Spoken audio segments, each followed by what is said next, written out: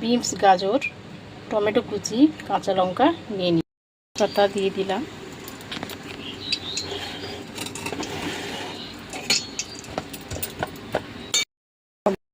কিশমিশ, পোস্ত, আদা বাটা দিয়ে দিলাম, টমেটো কুচি,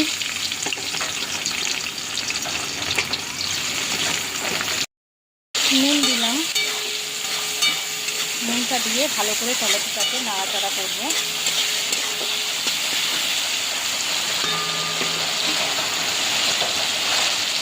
হয়ে গেছে, নুন এবারে সব মশলাটা দিয়ে দিলাম।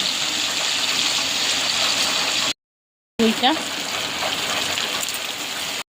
মিষ্টি, লাল লঙ্কা, একটু ঝাল লঙ্কা,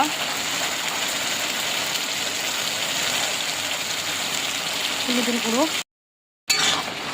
সব দিয়ে দিয়েছি। এবার এটা ভালো করে একটু কষাবো।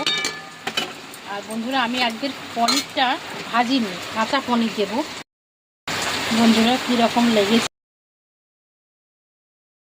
বন্ধুরা, এই যে পনিরের তরকারি হচ্ছে, ফুটছে পনিরের তরকারি।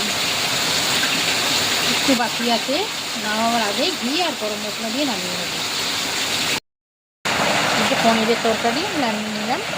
এটা পনিরটা শুকনোই হয়ে যাবে, পরে একটু ঝোল ঝোল।